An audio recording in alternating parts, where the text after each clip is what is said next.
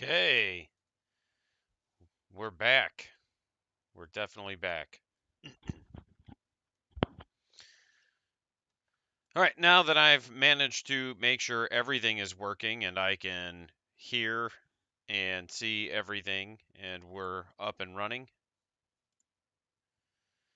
we are gonna dig in. Before we get started with what I'm sure everybody is waiting for, and that's the faction focus of Eldari, there's some announcements, as there always are. I do have a new website up. It is just a free WordPress site, so it's not going to be quite as plugin focused or whatever you want to call it. It's a little bit more basic and simple in its design, and it's going to focus a lot more on me just writing some of the articles that I either can't make videos about or just won't have time to make videos about. And it'll give a little bit different kind of perspective on what I see. So you might see some things on that website, and then you might see videos on it. And the videos are going to be a little bit more amicable, a little bit more diplomatic, whereas, the written articles are going to be a little bit more, I don't want to say honest, but a little bit more unfiltered on what my thinking is behind some of this. And that's just so I can kind of give a little bit of a different perspective on some of it. I've looked at some of the faction focuses. I've obviously been gone on vacation for the last couple weeks, but I've looked at some of the faction focuses, and there's been some good and there's been some bad. There's some things I'm not super thrilled about, but it's not a perfect game. It never will be. Not everything that they make is going to be amazing and awesome and make me happy, simply because the way I like to play the game is different than the way you like to play the game. So there might be things that I don't like that you do. But I am back from Disney. I made it alive in one piece. I got to see, and do all the things that you do and see at Disney. We actually also went to SeaWorld, thanks to my brother for the free tickets because he's a SeaWorld employee. He programs for them.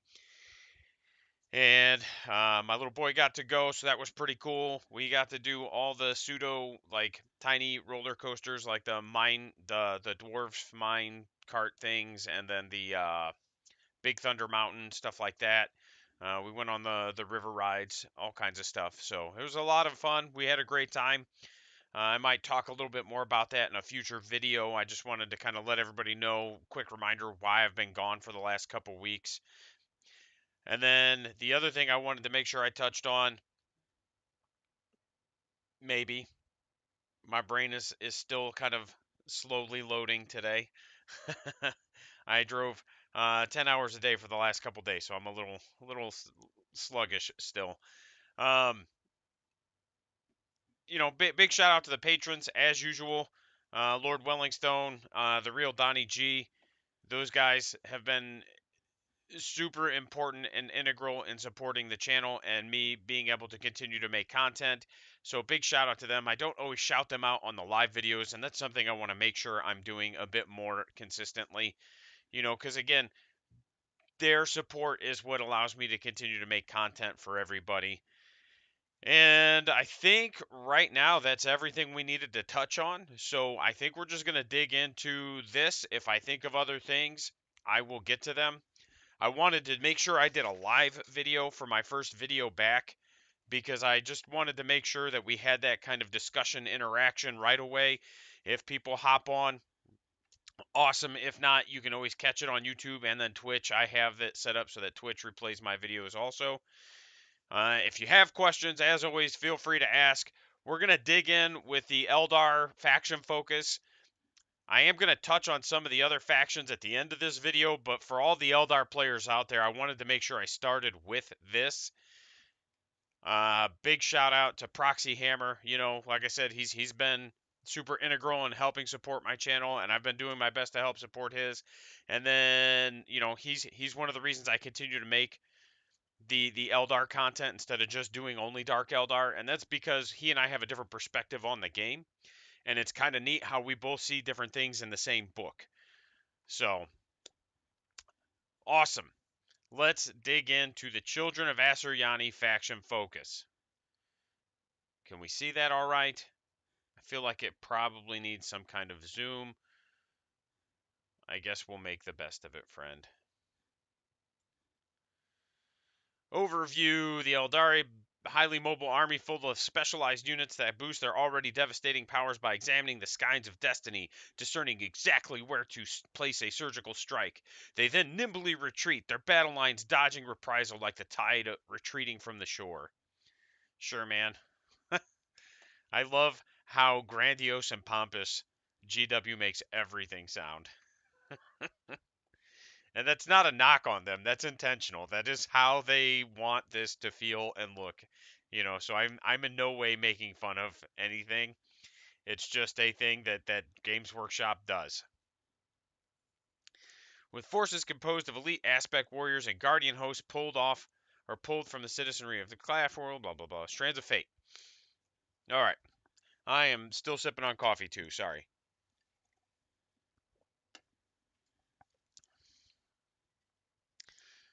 If your army is Eldari at the start of the battle, make a Strands of Fate roll by rolling 12 six-sided dice. If you wish, you can re-roll all of these dice, but if you do, roll one less d6. You can continue re-rolling all of the dice in this manner, rolling one less die each time you do until you are satisfied with the results rolled, or until you only have a single die remaining. When you are satisfied with the results rolled, those remaining dice become your fate dice for the battle. They cannot be changed or re-rolled further unless a rule specifically states otherwise. You keep your fate dice to one side. This is your fate dice pool. Before making a dice roll for a model or unit in your army, you may have one or more dice in your fate dice pool. You can use one of your fate dice. The dice being substituted is not rolled. Instead, the value of the selected die is used. So they just became miracle dice, it looks like. Each fate dice can only be used in this way once. After using a fate die, remove it from your pool. Okay. And that's at the start of the battle. So unless there's something there that gives you more, you have 12 fate dice for the whole game. And you can use a fate die for any of the following types of rolls: advance roll, battle shock test, charge roll, damage roll, hit roll, saving throw, wound roll. It does say charge roll. To do so, select one of the fate dice to substitute that dice roll. Before making die roll, one or more dice in your pool, you can use one of those fate dice to substitute the die roll. I'm just trying to see if you get to use 2 for a charge roll or not. This wording is vague enough that it's not easy to discern. And there may be something here that says otherwise later, and it may just say otherwise in the index. I'm not seeing anything that says you can or cannot use 2 dice for a charge roll or like a psychic test, although there's no psychic test here. So that tells me we may be going away from rolling psychic tests altogether. Before making a dice roll for a model or a unit in your army with the Strands of Fate ability, if you have one or more dice in your pool, you can use one of those fate dice.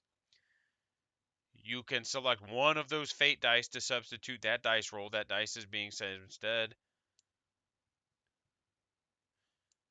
Each fate dice can only be used after using the fate dice. Okay. Generates a pool of dice substituted for your natural dice rolls. You can re-roll fish for more fortuitous results. The Eldar battle host, blah, blah, blah, blah. Okay, so based off what I'm seeing here, it doesn't really say. My assumption is that it's going to be restricted the way miracle dice have been restricted, and you get to use one of those dice, and then the other one has to be rolled, but it doesn't say. I could be way off in this, but given that that was a restriction they placed on the sisters, I assume that that's going to be placed on the Craftworlds as well. And then the detachment rule that we can see, each time an Eldar unit from your army is selected to shoot or fight, you can re-roll one hit roll and one wound roll when resolving these attacks. Okay, so maybe we're going back to one hit and one wound for the re-roll bonuses for your detachments. I don't know that that's worth,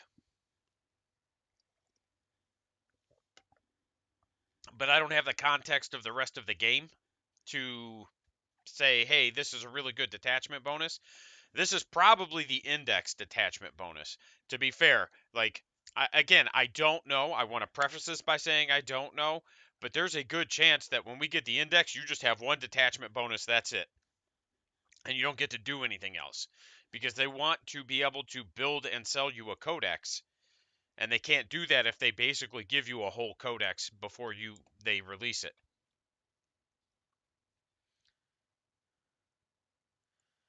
But it's not bad.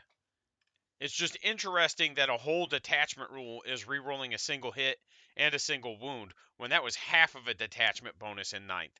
And again, I don't have the full context of the rules in front of me, so I don't know how good or bad this is going to be. I just feel like it's a little lackluster when comparing it to the rules that are already in place from ninth. Once I see more, I'll be able to tell you more. Unit Spotlight. Let's look at Farseers. Enveloping whole units and blah, blah, blah. Oh, cool. I hope it's just buckets of mortal wounds. And we'll get to that because, man, I did see something that just, like, really grinds my gears.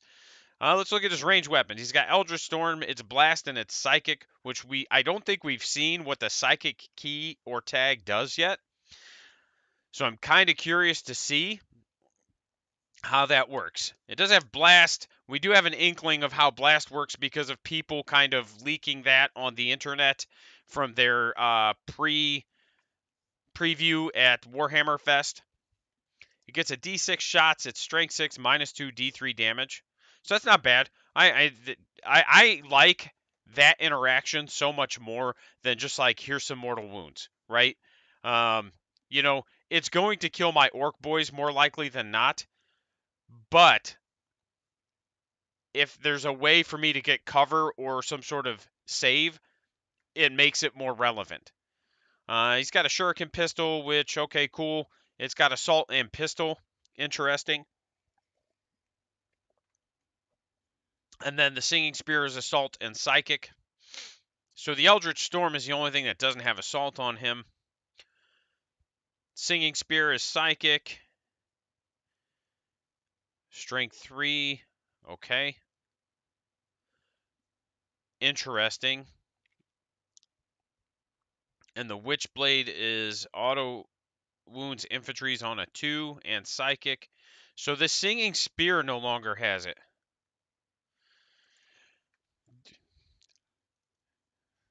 Yeah, okay, buddy. And even if it did, that would literally be the best thing that happened to the whole codex, man. It'd be just like Ninth Ed all over again. Everybody telling me how good that book's going to be because they go up to T5. And then if they go up to T6, it's just like, sure, man, it's still an ass codex. Uh, um,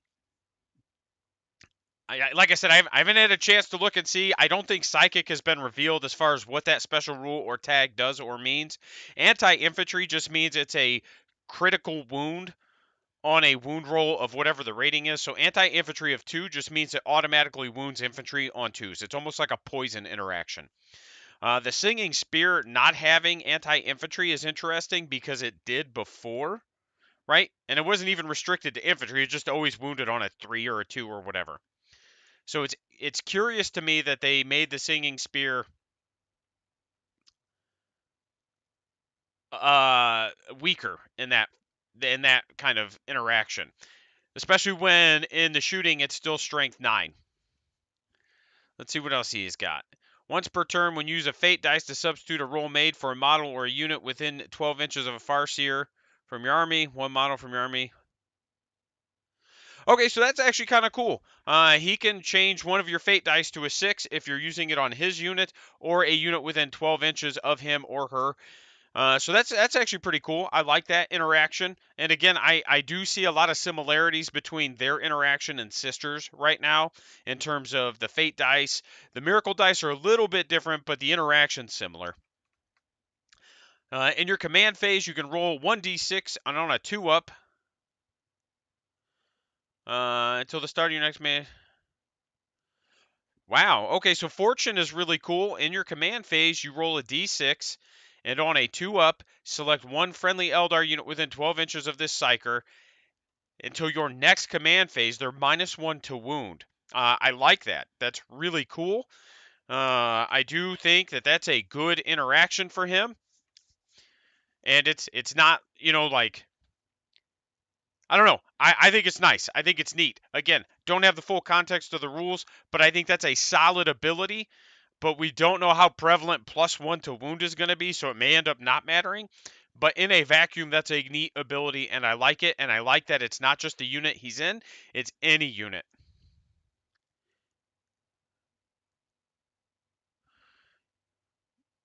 And I don't see the thing that says he can't go into units. I forget what it's called. That's what I'm looking for right now. So, when Farseers, blah, blah, blah, blah, blah. All right. So, branching fates allows them to make fate dice. Yep. We already looked at. So, let's look at Guardian Defenders. I know one of my subs on YouTube, Nick, has not been particularly enamored with Eldar troops.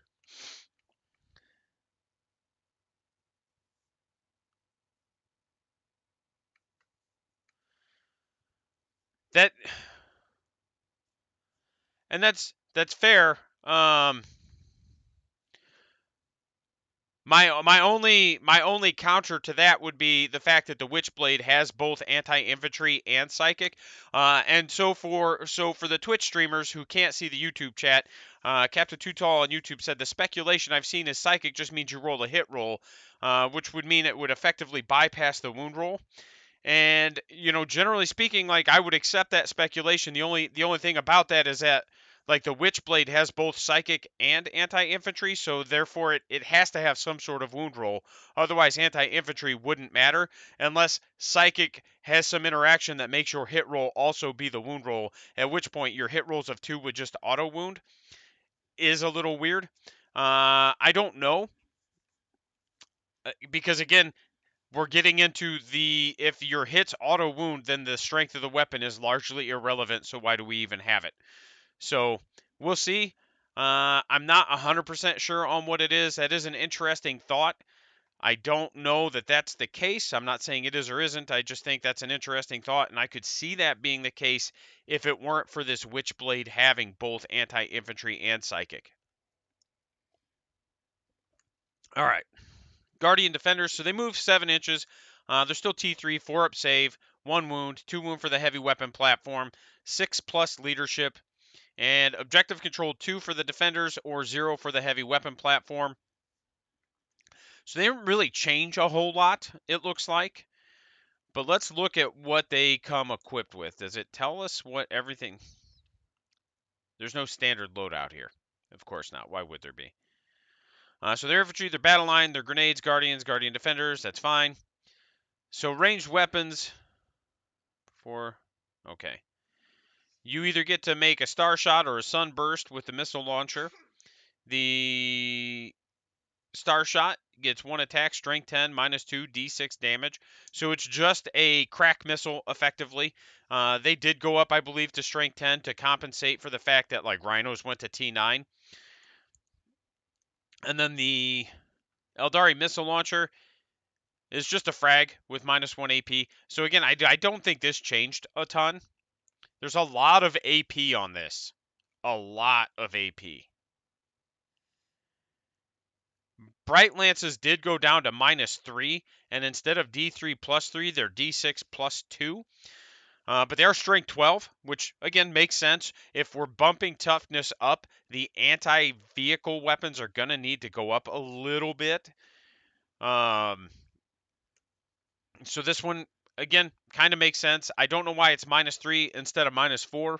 I don't know that that makes a huge difference other than we need to make sure Space Marines get an armor save against it. That's honestly, like, not being cheeky. I think that's about the only thing that I could see. The scatter lasers, still 6 shots. They're now strength 5 instead of strength 6, which is interesting because that means they're going to wound T3 models on 3s now instead of 2s. So that's interesting. And I think it's just because, like, man, 9th Ed, scatter lasers were the bee's knees. You saw them a lot with Craftworld, so I think they're just trying to tone them down a little bit to kind of get people to play other things. The Shuriken Cannon has sustained hits 1, which is just hit rolls of 6, get an additional hit. And it is strength 6, -1, 2 damage with 3 shots. So that also didn't really change. The Shuriken Catapults, assault, but no sustained hits, it looks like. Strength 4, -1, 1 damage. So again, not a huge change on any of their weapons. A lot of AP still. So again, we're toning down the AP, but only for certain things. And again, it's not a complaint. I just like to point out the double speak that happens, you know, to temper those expectations when people are like, "Oh, this is going to be so good." It's not that it's going to be bad, but you have to understand that from a business perspective, like, they have a habit and a pattern of saying one thing and then it only being like a half truth. So and then the Star Cannon is strength 8, -3, 2 damage. I don't know what that was before. I don't know that I ever saw anybody play it. I've never looked at it. And we don't know what the points are, right? So I have no idea what the points cost is. But I can tell you right now, if I have to pick between a Star Cannon and a Bright Lance, I'm taking the Bright Lance every single time. The Star Cannon has no purpose. I can wound a Marine on a 2 with 2 shots, but they only do 2 damage, or I can wound basically anything in the game on a 4 or better. It's a single shot, but it does a d6 +2 damage. So I can either have 1 shot that kills a Marine or 2 shots that potentially kill a Marine, but that 1 shot is more versatile because it can damage vehicles. So again, I just don't see this Star Cannon being something that gets used a lot unless there's some sort of buff or strat support for it that makes it better. Strength 8 compared to the 10 from the missile launcher or the 12 from the Bright Lance, not really worth, and it has the same AP as the Bright Lance, and it just does 2 damage. Again, I just don't see the Star Cannon getting used a lot unless there's crucial information that we just don't have here. Defenders of Fate, at the end of your command phase, for each objective marker you control that has one or more units from your army with this ability, roll a d6 and add it to your Fate dice pool. Oh, wow. Okay, so they can generate more Fate dice in the command phase. So when you would normally score your primaries, if you control objectives with your Guardian Defenders can help you generate more Fate dice. That's cool. And I really like that. And Nick, if you're watching this, man, I hope you like that too, because you're getting rewarded for bringing your troops. Excuse me.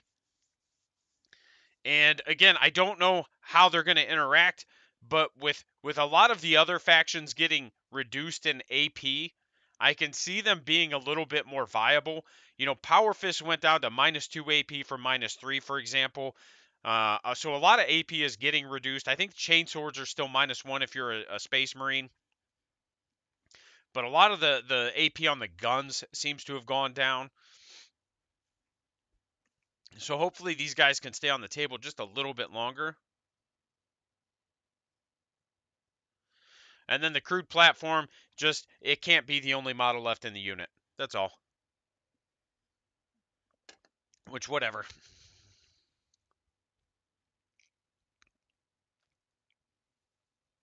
All right, let's look at the Prism Cannon. This is on the, what's the tank called? Can't think of it. Fire Prism. Haha. Makes sense. It's a Prism Cannon. Let's see. Blah, blah, blah, blah, blah. And it says right here, too. But reading's hard, right? Multiple fire prisms can combine link fire to chain beams of light. Okay, so we're going to see if that's in here, too. All right, so it's 60-inch range, 2d6 shots, strength 6, -1, 2 damage.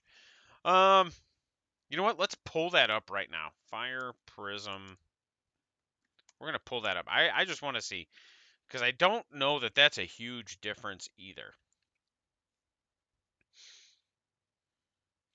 It's 3d3 shots, 2, 2. So it did go down a pip of AP. It did go down a pip of AP. It went to 2d6, so you're going to get an average of 7 shots instead of an average of 6 shots. But your cap is higher. So you're gonna your variance is like your curve's going to be a little bit more like this instead of like this, right? And then the focus lance gives you 2 shots, which it did before. I just wanted to double check. 14, 5, 3d3 damage. Right, and then 18, 4, 6 damage. Okay, so this makes sense. You know, given the increased toughness, I'm curious to know if, I guess the strength 18 does wound things like rhinos on a 2, so that's why it becomes relevant. Neg 4 AP does push them also off of a save and just do 6 damage. So this should theoretically just like really do a lot of damage to smaller vehicles and tanks, right? Like my orc buggies or rhinos or things of that nature. But big things like land raiders, it's not going to just chew through them. Like the land raiders, assuming they still have a 2-up save, are still going to have a 6-up against it. And then the 6 damage isn't going to kill it. Even if they both go through, it's not going to die. So again, this makes sense.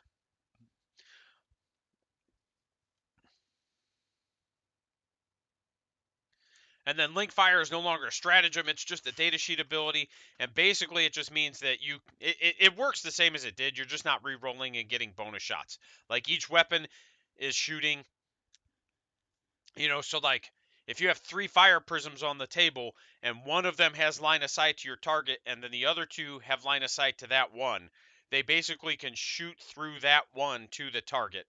But they don't get any re-rolls or anything like that like they did when it was a stratagem. And then Fire and Fade, which we all know, at the end of your shooting phase, you can make a normal move, but you can't embark within a transport. You cannot select an aircraft unit or a unit within engagement range.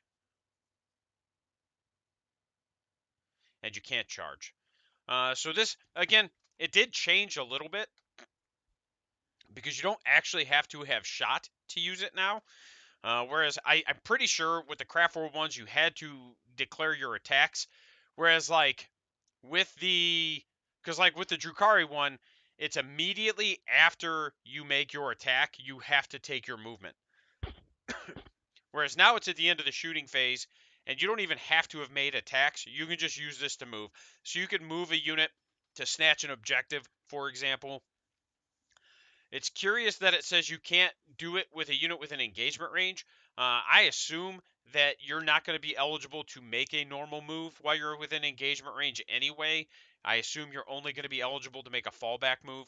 But again, I don't have the core rules in front of me, so I don't know how they're worded or how they're going to. But Fire and Fade didn't really change a ton. It did just get better because it's at the end of the shooting phase, so it works a lot like the Orc one now, the Evil Sun strat. And that looks like it's pretty much it for the faction focus. It's so overall, I think it's a good indicator for how Eldar are going to play. I don't think they're going to change drastically from ninth edition. I think certain units are getting a bit of a quote unquote glow up. I don't think like defenders having an actual role now helps. You know the what you call it, the ability to generate more fate dice because you have defenders on objectives. Even if you only bring 1 or 2 units of defenders and they just sit on a backfield objective the whole game, you can just sit there and generate a fate die every turn until your opponent takes them off. Like, that is worth it to me, right? Because your fate dice are going to be very good. They're just like miracle dice for sisters. They interact very similarly to miracle dice. So again, uh, I think it's a very good ability, and then being able to give them -1 to wound, right? Because of your Farseer, very good. It'll help keep those T3 models on the board a little bit longer. If indeed we see a reduction in AP, which, like I said, after looking at the Eldar weapons, I would say you really don't see a reduction in AP. But again, we're only seeing a snippet. We're not seeing everything. It'll be interesting. I do want to again see what this psychic tag is. Like I said, I don't know. It could be that your hits auto wound. It could be a lot of different things. It could just be a generic tag that has no meaning or purpose yet. It could just be something that we won't know until we see the whole rules. Unfortunately, I don't have them yet. I wish. So that's going to cover, where are we at in time? Let me see. Silly goose. Reading is hard. I don't have a timestamp on here. Yeah. So 32 minutes. That's going to cover our faction focus for Eldari. I am going to just continue on with the video for now. And then I will make sure to go through and edit the video in YouTube so that you have some timestamps so you can just skip to the parts you want. I did want to touch on the AdMech one. That was the biggest one I had kind of seen and I wanted to touch on because this is one that kind of gives the bad feels. Like, I'm not super enthused with what I saw here, not because it's not good, but because it represents a lot of the things that I just didn't enjoy about ninth edition 40K. So let's dig in. And again, I'm not in any way saying it's good, bad, right, wrong. I'm just saying because of the way I like 40K, this represents the things that I'm not a fan of. And we are allowed to criticize. I'm going to do my best to do it in a meaningful way. All right, so faction rules. They get Doctrina imperatives. At the start of the battle round, you can select one of your imperatives below. Until the end of the battle round, all units from your army have the relevant ability. So instead of having like a million different buffs and debuffs that you have to assign to each individual unit in your army, which basically like every AdMech player I know just comes with like a bucket of tokens and then they just like start throwing them out. The command phase for AdMech was absurd. It was like Grey Knights or T-Sun Psychic phase or like a Tau shooting phase. It was just like, sure, man. Or even like the guard command phase was the same thing. You know, I went to Kagbash, and this dude kept telling me, he was walking me through the whole command phase, and finally I was like, hey man, like I am genuinely not trying to be rude, but you get about 30 seconds into this and my eyes just glaze over. So as long as you know where everything's at, I said, I understand what you're doing, but we don't have to spend this time, right? Like, again, not trying to be rude, but this is such a non-interactive portion of the game. If you've, because he had cards and tokens, so it's like as long as you just put them down and I can see them, you don't even have to tell me. Just throw them down where you want them, and we can move forward. And part of the reason for that too was that we only had 2.5 hour rounds, so it was very condensed. We had to get through it very quickly. So you've got two options. You can either put them in the Protector Imperative, which gives all your weapons the heavy ability, which basically means if you don't move, you add one to your hit rolls. And then each time a ranged attack targets this unit, if you're within your deployment zone, you reduce the AP of their attack by 1. So the Protector Imperative is actually pretty interesting, especially because of the way the heavy ability interacts now. Not a huge fan from a play against it perspective, because it's basically saying, okay, if I play against you and you're playing AdMech and I go first, you just get to pick the Protector Imperative, right? Because at the start of the battle round. And then if I go out and take objectives, you don't have to move and you're just going to hit me on 2s. You know, so for a less killy reducing AP, we're doing a lot of make shooting more efficient also. So this is where I keep telling everybody, watch the double speak, because yes, things are tougher. They do have better saves. Uh, but there's a lot more efficiency in the dice rolling for some of these armies now. Or maybe not necessarily more, but like a different type of efficiency. I don't think they wog. I don't think they wog at all. They did have some good melee units, and they did have some good melee factions, but you know, everybody's a coward and always ran Mars or Lucius. Uh, each time, I do like the reducing AP. Like, I don't have an issue with that. I like, hey, if you're still in your deployment zone and you went second, you just get to like stay alive a little bit better. The Conqueror Imperative just gives you army-wide assault, which just means you get to advance and shoot. And then you get to improve your AP by 1 against units in your opponent's deployment zone. Which again, it's fine. I don't really have a strong opinion on that one, just because I don't have the context of everything. And then the detachment rule, the rad bombardment. So this one was one of those things that was just like, this is stupid, and I'm not a fan. At the start of the first battle round, for each unit, for each enemy unit within your opponent's deployment zone, your opponent can either decide to take cover or stand firm. If they take cover until the end of the battle round, that unit is battle shocked. Now, I don't remember what all goes along with being battle shocked. I know it has to do with your ability to control objectives.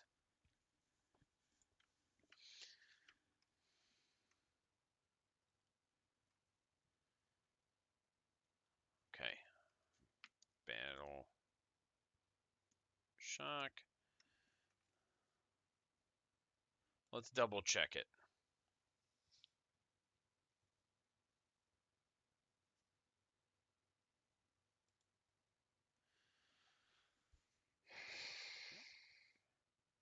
Oh, well, that wasn't helpful.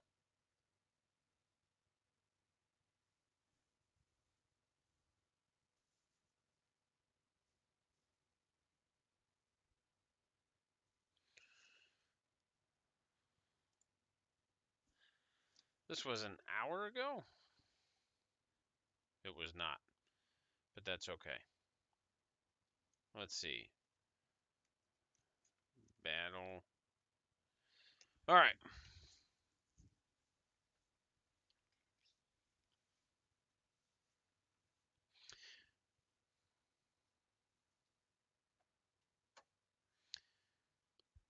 Blah, blah, blah, blah, blah. Quite a few special rules, stratagem abilities, making it interesting. Though it's been stated you need an OC of at least one to control an objective.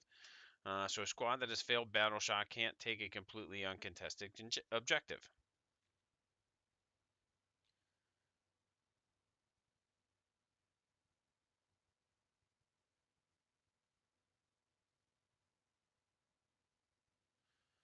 Okay, that's not super helpful either.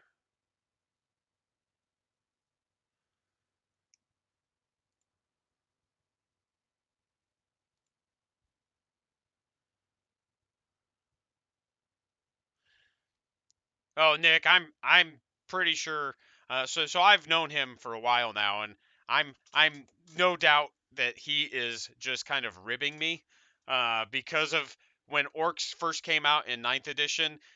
Everybody was talking about how they were T5, and I was like the only person in our general group that was just like, this codex is trash. I am going to hate it. I don't like it. But everybody kept telling me, oh, they're T5, man. They're going to be so good. And then outside of like one specific build, they were pretty trash. I'm pretty sure they're going to stay T5. I do think they're going to have a 5-up save instead of a 6-up. Yep, that's what I figured. um, you missed the Eldar talk, but it will be up, obviously, Nick. I'm covering the AdMech right now. Sorry. But yeah, so this one, so you can either be battle shocked, which I know affects your ability to control objectives. I don't remember if they've said what all it does, but I know it does that, and I don't remember what else it does. Um, and if you don't, then you just suffer a D3 mortal wounds on a 3-up. So you could theoretically just like do a D3 mortal wounds to every unit in your opponent's army.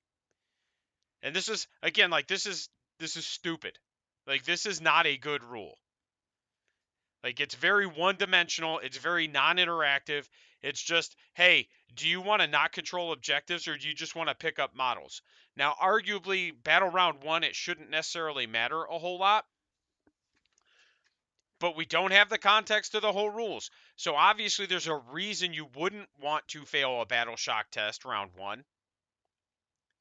So this is a thing that we need to have the full context of the rules.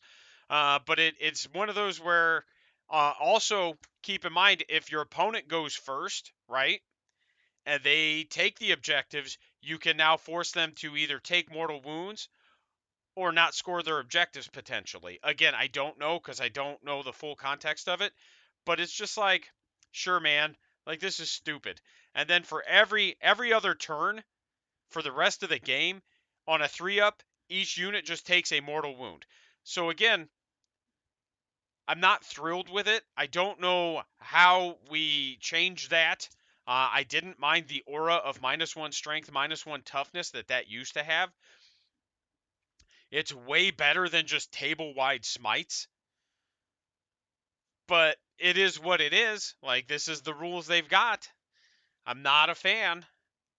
Like I said, this was the one faction focus I looked at, and I was like, I don't like this at all. Most of the other ones I've thought were pretty good, or they've had good things. You know, there might be one or two things where I'm like, eh. But this one I just looked at and was like, this is dumb. I don't enjoy this. Is it good? I don't know. Is it bad? I don't know.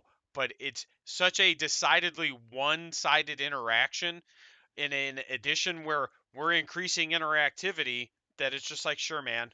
Sure you are. Skitarii Vanguard. So this had some interesting things in it. They still have their 6-up invulnerable save. Enhanced data, and again, and again, I'm not knocking Games Workshop. Again, they do sign my paycheck, so please don't think I am. But here we are.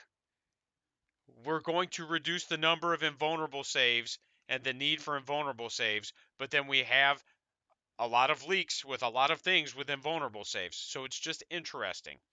And I don't know how Skitarii have interacted in previous editions. I've only seen them in 8th and ninth, so I don't know. Maybe they just have always have it.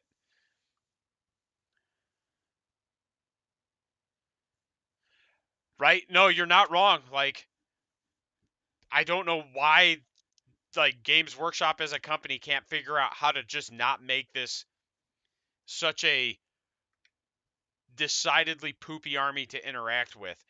And it's only one detachment, so the other detachments could be different when they get their full codex. And that's another thing to keep in mind is this is just the index rules.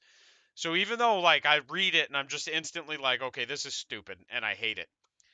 It's just the index rules for now. We don't know how they're going to interact when they get their codex out. Yeah, and I know they had one in 8th, and I know they had one in 9th. I just don't know. I don't know when they became an army because I stopped playing in 5th and then or 4th, and then started again in 8th. So I don't know what happened in between there. But again, it is what it is. I don't know why they've got a 6-up invulnerable save. Who knows? So out of everything here, let's go through because there's a lot of implications in their loadouts. So let's go through them. The Transuranic Arquebus has heavy and precision.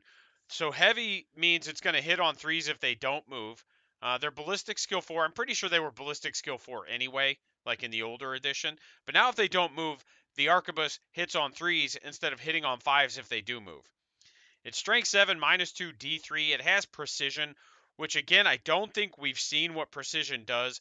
But I assume at this point, knowing what the Arquebus did in last edition, and what it does, and now that it still has precision, I assume it's going to allow you to snipe characters in squads or choose what model you're shooting in squads, something along those lines. I could be wrong, but given that this weapon has it and this weapon ignored Lookout Sir before, I think we're going to have some sort of interaction like that.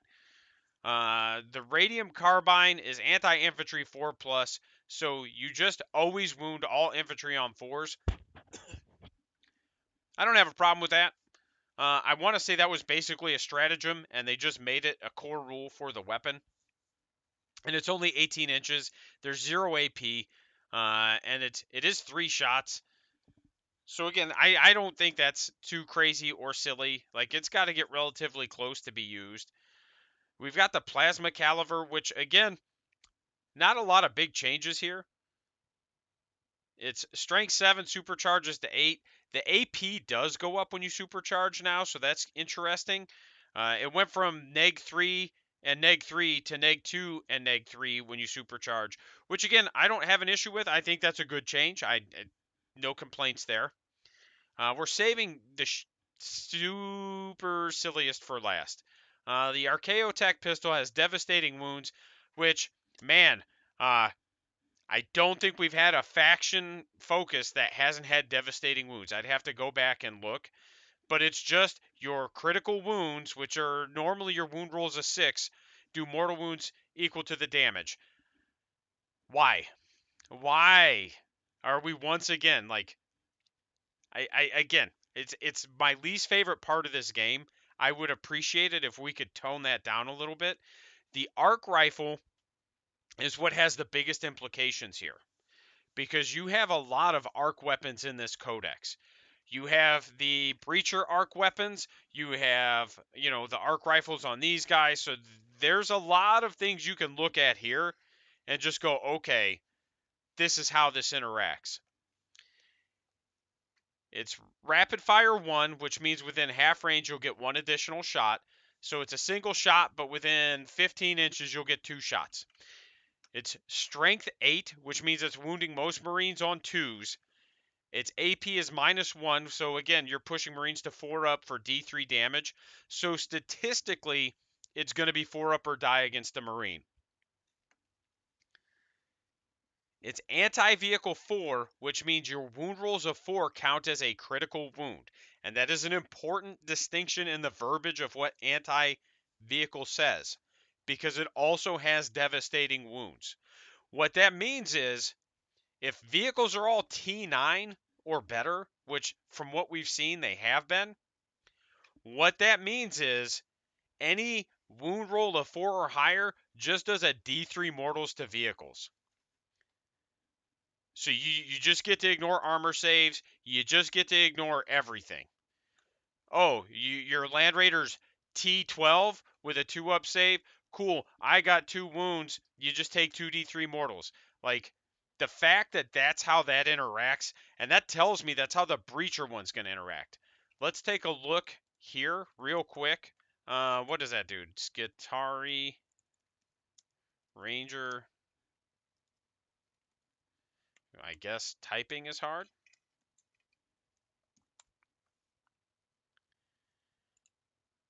And then what was the other thing I needed? Oh, Cataphren, Breachers. Because I don't think they have the same weapon. Right, so there's the arc pistol, or arc rifle. So it was strength 6, neg 2, d3. It's now strength 8, neg 1, d3. It always had wound rolls of 4, successfully wound the target against vehicles, and then it just had a bonus damage against vehicles, but you still got your armor save, right? And then the breacher arc rifle is 622, but goes to damage 3, and it gets 2 shots instead of 1, right?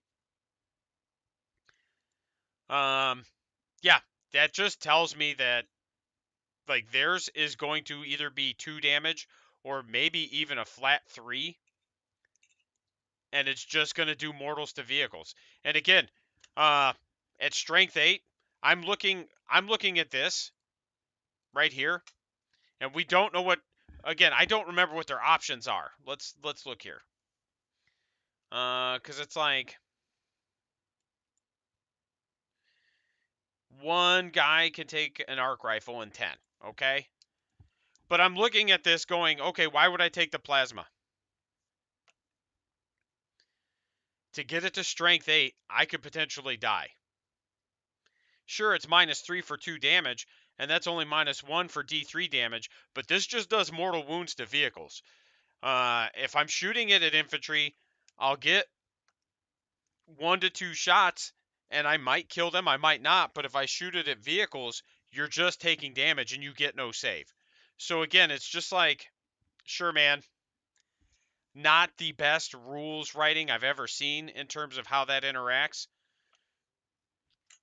Not a big fan. It does have the rad saturation aura. Units within 3 inches subtract 1 from their objective control. And it's not models, it's units. So you could actually string this out and just like hit a bunch of different units. And then you can get them to ignore cover. And you can get them to gain a command point. So little silly. Like, again, the big thing here is the arc rifle. You can really take away a lot from that because there's a lot of arc weapons in this codex, and you can do a lot of silly things with them.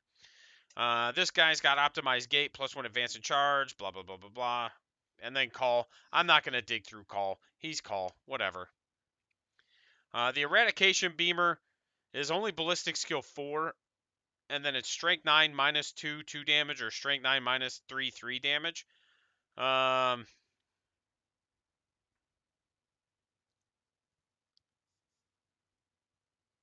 It does have sustained hits, D3, so your hit rolls of 6 generate D3 extra hits. It's not great. Again, it's not bad. It's just not great. Strength 9, I'm thinking in the context of what we've seen.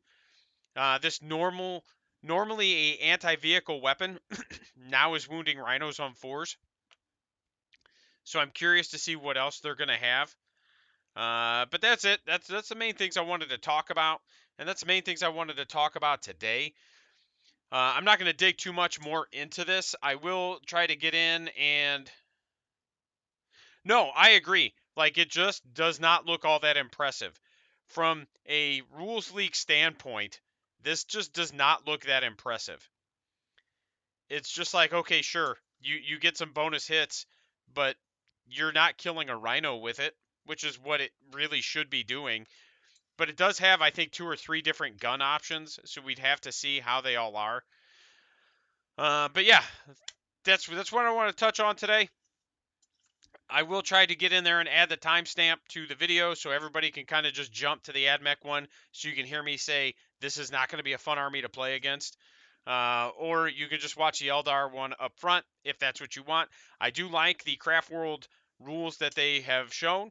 I like that the fate dice have been changed to interact more like miracle dice. And I do like that you get 12 and that's it. And there are ways to generate more, but from what we've seen, the only way to generate more is to bring troops. Giving troops an actual role is good. So I don't think I have any announcements or anything for the tail end of this video. I'm going to go through and do some articles and some more videos here pretty soon. But I wanted to make sure I did my first one live, talk to everybody, get everybody back on the same page. We're going to be hitting it pretty hard over the next couple weeks. And as soon as the core rules drop, I will 100% be doing a lot of how-to videos, so we won't have to worry about that. I will be walking with everybody so we can learn how the new edition interacts, and I look forward to that with everybody. I'm done with my Midwest goodbye. Take it easy, guys.